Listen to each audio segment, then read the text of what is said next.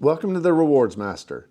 Today I'm going to go through all of my 28 different credit cards that are currently open between myself and my player 2 and break them down into a tier list, tell you which ones I think are great and which ones, well, they're kind of dogs. So let's go ahead and dive into it together. If you would, please hit the like and subscribe button. That helps the channel out a lot and it costs you nothing. Let's dive in together.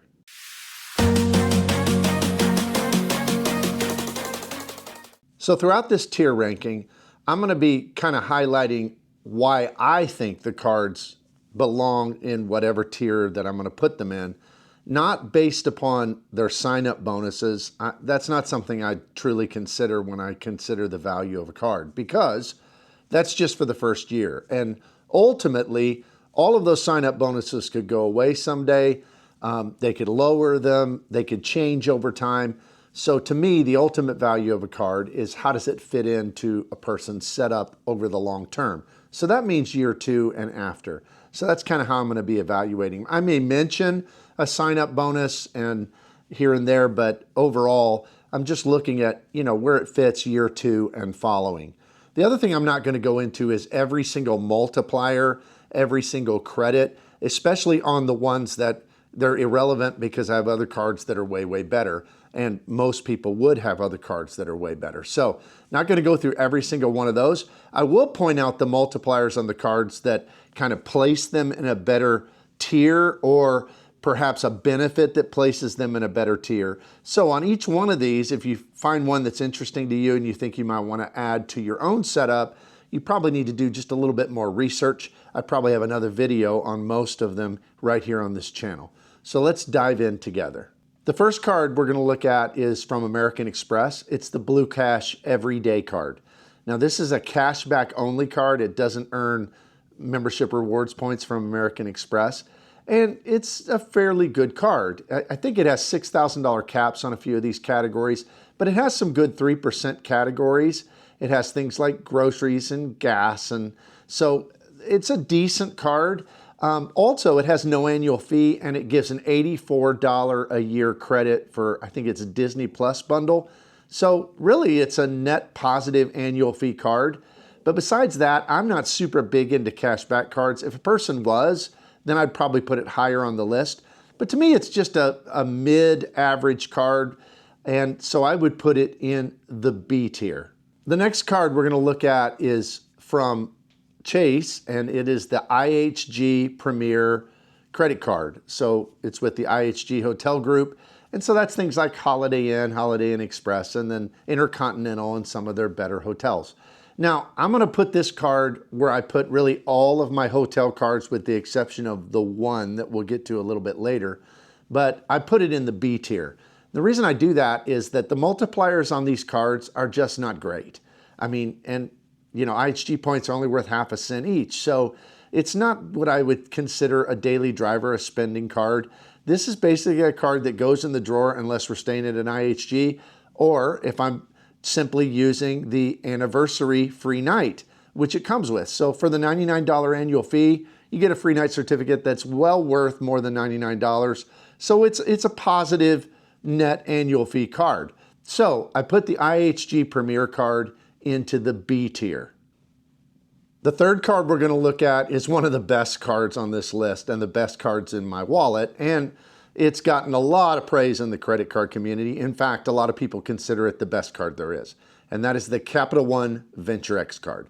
Now the Venture X is $395 a year, but it comes with a $300 travel discount in their portal, and it also comes with 10,000 anniversary miles. So you're getting more than your annual fee back every year. It also gives lounge access, priority pass. You get really as many authorized users as you want on the account to get their own priority pass. I mean, you get access to Capital One lounges, which are outstanding. This is a truly phenomenal card. In fact, it'd be one of the last ones I'd ever get rid of, even though we don't use it a ton because its multipliers is really good. It's simple and it's good. It's 2x on everything. But we generally don't have a lot of everything spend that we need 2x on. And so we don't use it a lot. We do use it some, but it's always there. We go to Capital One lounges several times a year.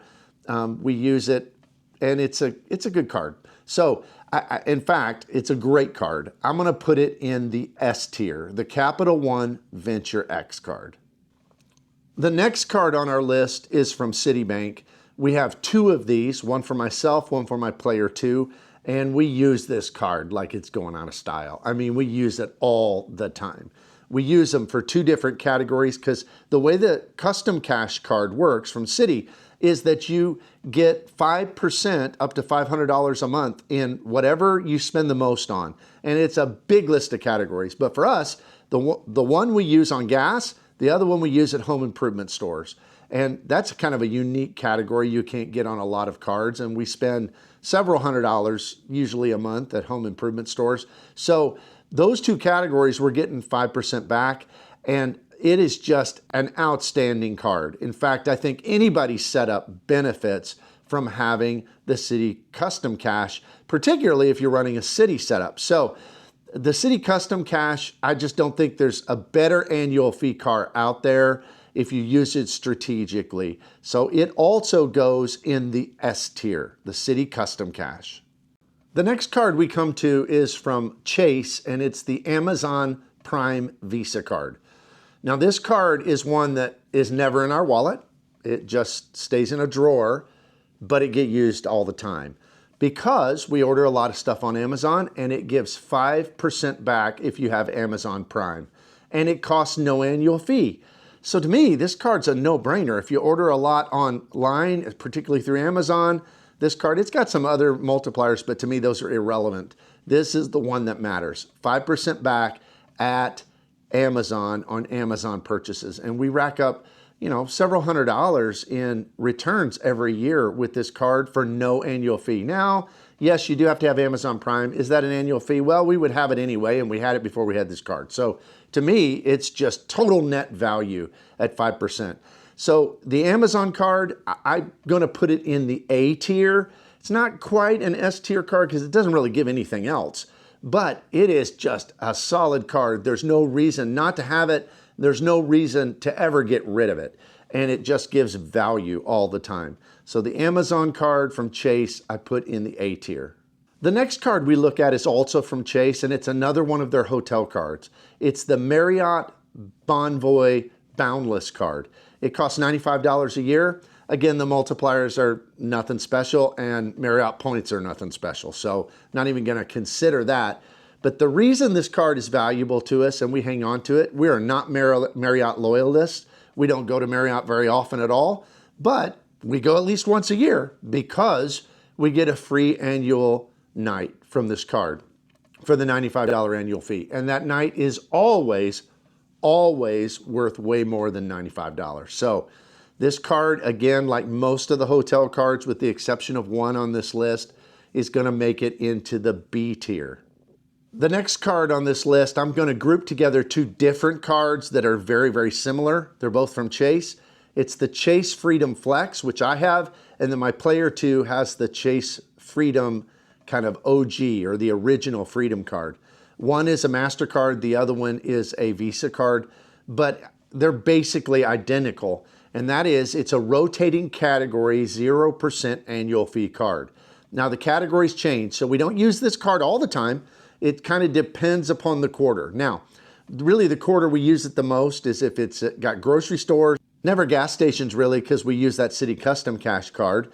But when it comes to either dining or groceries, we'll switch over to this card for that 3-month period because I kind of consider, even though Chase isn't my preferred ecosystem, it's not the one I use the most, I can do math, and I know that Chase points are really the most valuable that there are. So when we can use it for those 5% multipliers, we do. So we use it just, like I said, basically 3 months to 6 months out of the year for a specific category because of the rotating categories. But it's a 0% card. It adds great to your Chase points.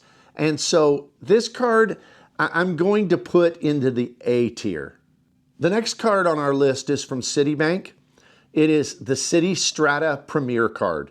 It has a $95 annual fee, But this is a very powerful card. We don't use it all that much because we have other cards that have better multipliers. Basically, we have this card so a player 2 can have access to transfer partners. But the $95 a year, it gives you a $100 credit towards a hotel if you spend $500 in their portal. We have found that to work out pretty well. But the real plus of this card is you get their transfer partners, but also you get 3x categories in very useful categories. I mean, you get dining, you get gas, you get groceries. Those are like 3 of the largest spend items people typically have. So this card, I think, is just one of the best kind of foundational or base cards that get you access to transfer partners from Chase or from Capital One or any of them. I think it's one of the best of the best. So I'm going to say that this card fits into the A tier. The next card on our list is from Capital One. It's one of our older cards. We don't use it all that much, and that's because it's not very good. And that is the Capital One Quicksilver card. We only hang on to it really because we're hoping that they'll let us product change to something better like a Saver card. That's not happened yet. It may never happen, but it's a 0 annual fee card. It gives 1.5 points or cash back with Capital One for every dollar spent, but that's just not very good. I mean, it's not very good on any card, Chase or any of the others that give 1.5 when there's 2 on the market, you know, cards that give 2% back or 2 points back. And especially it's Capital One, and their points aren't quite worth as much as some of the others. So this card, like I said, we only keep it hoping to get that upgrade offer someday. So I'm going to put the Capital One Quicksilver, even though it could be good for a person just starting out, they're pretty easy to get approved for. But for us, on our use case, it's a D tier card. The next card on the list is from Chase. And I downgraded to this card recently, and I'm probably not going to keep it. I'm going to upgrade back because it's just so bad. And that is the Chase United Gateway card. I had the Explorer in years past. I had their Club card. Their Club card is a top tier card I just don't love because it doesn't really give any credits and things for the expensive annual fee. But the Explorer card was really good.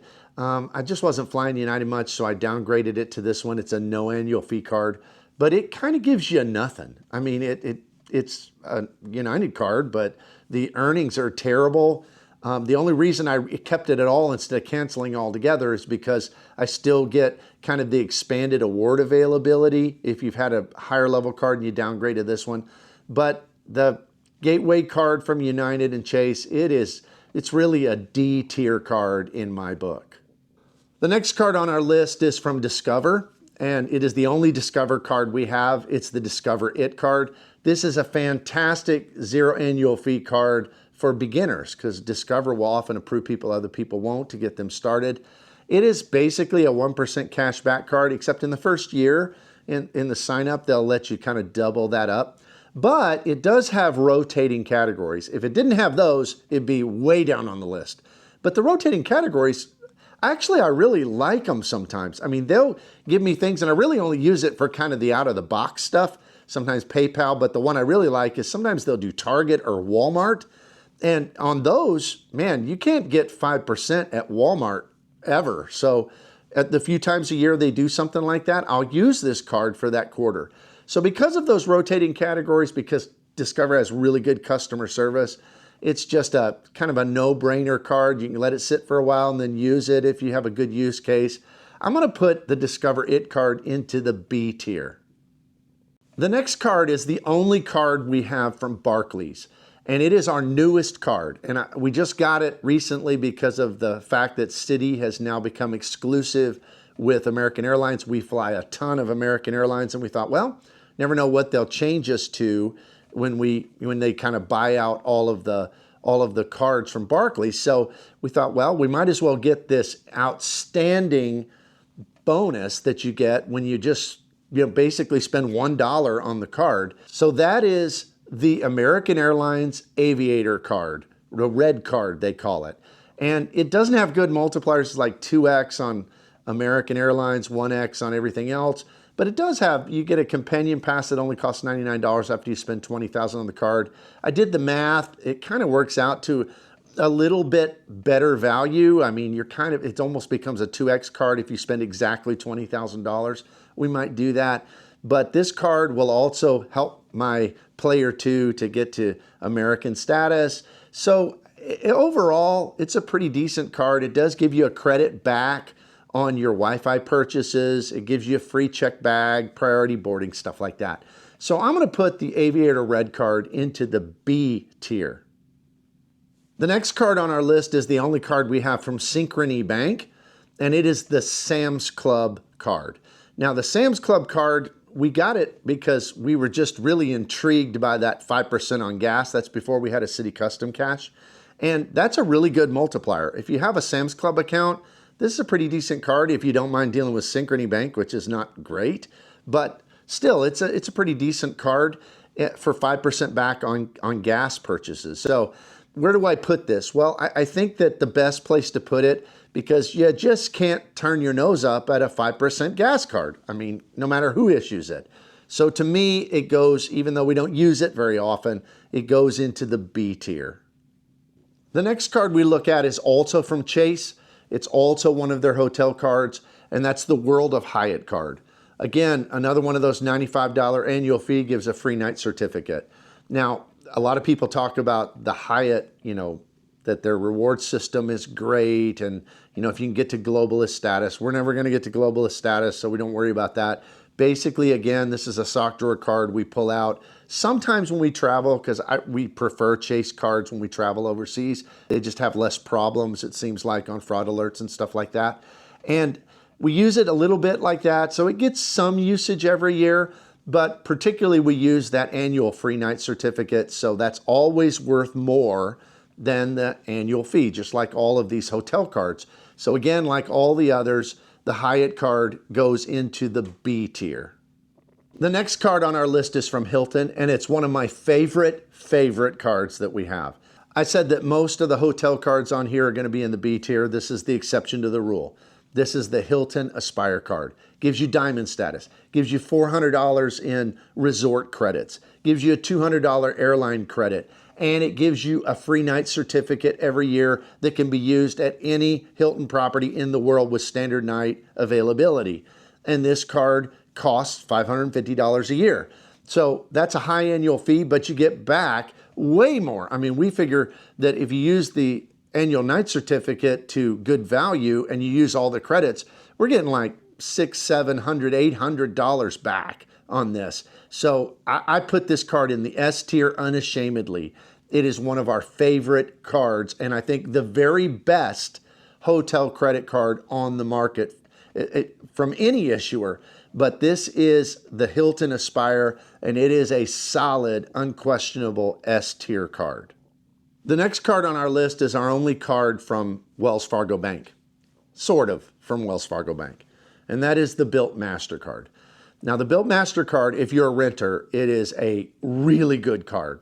We're not renters, so it's not really as high on the list as it could be, but I would argue that this is one of the best kind of mid-tier travel cards because, unlike all of its competitors, it has a 0% annual fee, because unlike all of its competitors, it has a $0 annual fee.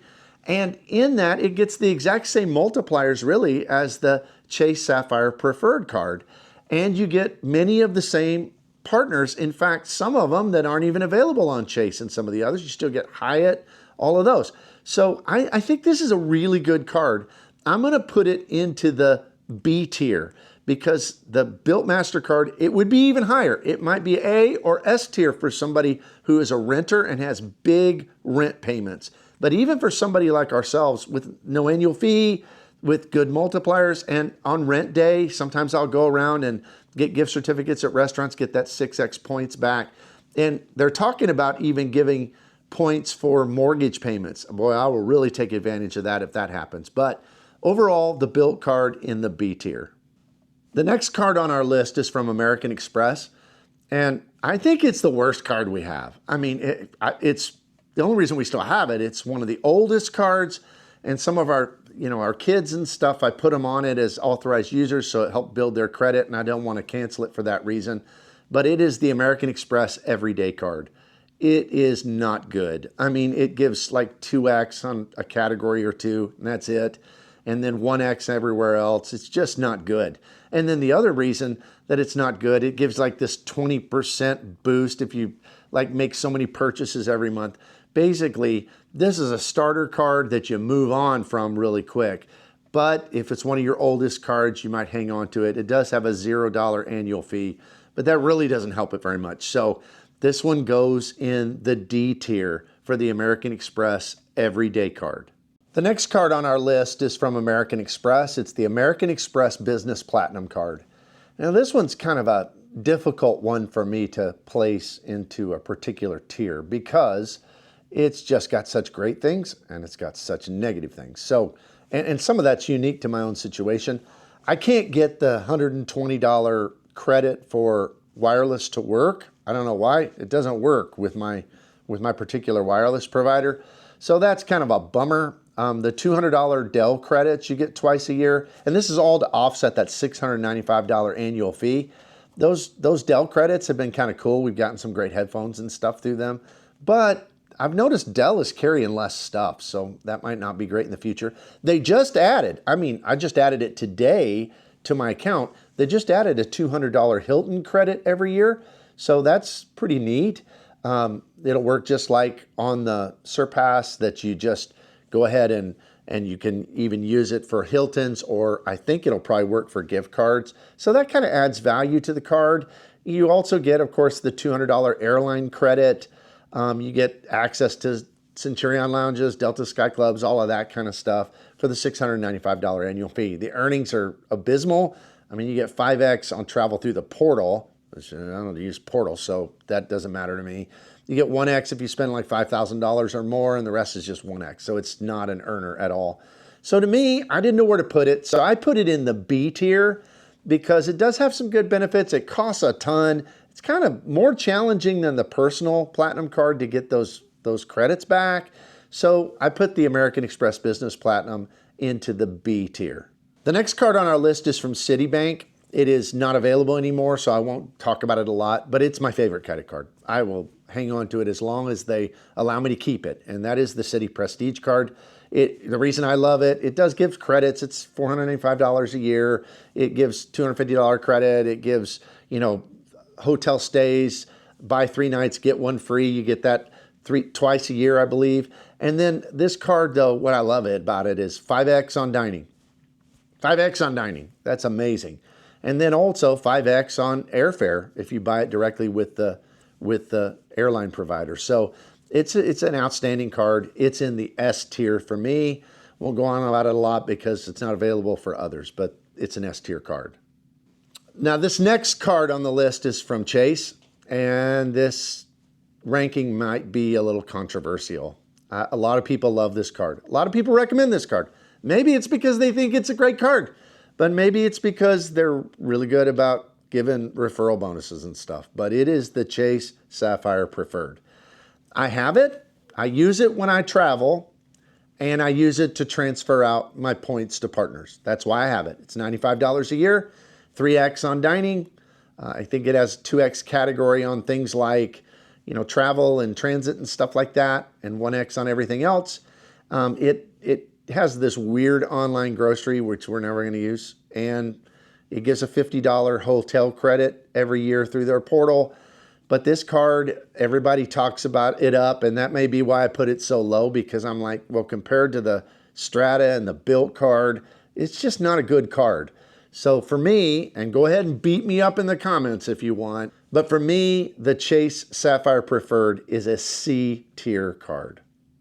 The next one on the list is also from Chase Bank, and it is the Freedom Unlimited. This is kind of the everyday spending card, but I just don't think it's very good. I mean, yes, it does give 3x on dining, and it gives 3x on, I think, isn't it, drugstores, and 1.5x on everything else. But 1.5x, that's below the industry standard.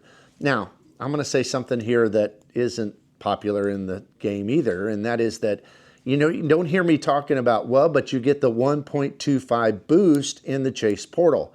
And when it comes, I don't have the reserve, but you wouldn't hear me talking about the 1.5 on the reserve in the portal. And that's because this is a tier list of my cards, and I don't use portals except just to get my credits back. I can't stand portals. I try my very best to avoid them because I've had irregular operations, I've had issues, and airlines take good care of you. At least that's been my experience. When you have to call a third party, that is a royal pain. So I just don't do it. And I have cards that give me 5X directly with the airlines. So I'm going to do that instead. So this card, I know it's a decent card. We actually do use it some. My player 2 uses it. But this card, to me, it's a C tier card. The next card on the list is also from American Express, and it is the Blue Business Plus. I really like the Blue Business Plus. Now, it is weird that in the American Express ecosystem, in order to get 2X, you have to have a business card, but you do. And the Blue Business Plus is that card. So up to $50,000 a year spend for a $0 annual fee, you can have the Blue Business Plus. And it gives 2X membership rewards points on everything you buy. It is just a simple, straightforward card. And I like that about it. I actually use it some for some of our general spend to get more MR points. And I think it's one of my besides the Aspire card, and maybe the Delta Reserve, it's really one of my favorite American Express cards. So I'm going to put it in the B tier. The next card is one of my favorite cards from Citibank. It is the American Airlines World Executive Elite card. And this is the card that, provides a great boost to your American Airlines status. It is expensive, $595 a year, but it has some pretty good credits that you can get to offset some of that. You get a Grubhub credit every month, so if you use it, you get $10 back a month. I always do that. You get $120 a year towards an Avis car rental. Always use that. You can get $10 off of Lyft rides every month, but you got to take 3 of them, so I only use that a few times a year. That's kind of a boneheaded one. But when it comes to this card, the reason I love it, it gives access to American Airlines Admirals Clubs. I went to 25 of those this year, so got great value out of that. It also gives 4X on American Airlines flights, which is really good. It also helps you with your status, and it gives 2 status boosts when you hit the 50,000, 90,000 point thresholds. So to me, it's a great card. And for my use case, I put it in the A tier. The next card on our list is the last card from Citibank. It's one of my newest cards. I've been wanting it for a long time. It is the Citi Rewards Plus card. This card does not have good multipliers. Just doesn't. It has a $0 annual fee, so it's kind of it could be a sock drawer card. The only kind of interesting thing is it rounds up your points to the nearest 10. So I kind of use it, this is weird, but I use it for if I'm spending less than $3, I'll often use this card. So it's always in my wallet, but I don't really use it for anything else. The reason I like it is because when you have this card in your Citi ecosystem, this card gives you 10% back on redemptions. So the reason this card is great, it's a supplemental card that makes my other Citi cards, my custom caches, my prestige, it makes them hyper powerful. It gives that extra 10% boost. So instead of getting 5, it's like I'm getting 5.5 on the others. So this card is kind of there just for that purpose. And because of that, I'm going to put it in the B category. The last 2 cards are from American Express. The first one is, we're going to look at the Delta Reserve card. Now, this is a beast of a card. It is $650 a year, and it gives things like 15 visits every year, or 15 days of visits, because you can go on departure and then on layover and on arrival. But 15 visits a year to Delta Sky Clubs. You get access to Centurion lounges, all of that. And then also, this card gives some fantastic credits. I mean, it gives a credit every month of $20 for Resi restaurants. I use that every month. It gives a credit for Delta stays of a couple $100s a year. And really the big benefit that I love about it is this card gives you an annual companion certificate, which is worth pretty much as the annual fee on this card if you use it right. So it's a no-brainer for me. It pays me back more than the annual fee costs me. And also, if you want to pursue Delta status, which I've kind of dropped that pursuit, but still, it gives you that benefit as well, because you get 1 MQD for every $10 you spend on the card, which is a fairly decent rate. So this card to me is an A tier card and really one of the best top tier airline cards that there are if Delta's your preferred airline. The last one on the list, also from American Express, is the American Express Gold Card, personal gold card. This is a hard one for me because I think if I didn't have the Citi Prestige, I would love this card as my dining card. It's not hard to get back the $325 annual fee because it gives so many credits. It gives a biannual Resi credit of $100. It gives a credit every month for dining. It gives a credit every month for Uber Eats. It comes out to more than the $325. So it pays you back if you use all the credits. That doesn't bother me too bad. The 4X on dining, the 4X on groceries, that's really, really, really good for most people. So I think for many people, this card would be an S tier card. For me, it just doesn't get used a lot except to get my credits back because I have cards that aren't available anymore that give even better on dining. So for me, it's only an A tier card, but for some of you, it might be even better. Now, I will say, if you're not a person who's going to use those credits, if you're not really disciplined, then this would be way down the list. I mean, maybe a B or a C tier card because no matter how you use it, I mean, unless you just dine out the $50,000 a year or whatever, then you're not going to be able to get back that annual fee if you're not using the credits. So it's kind of depends on your situation.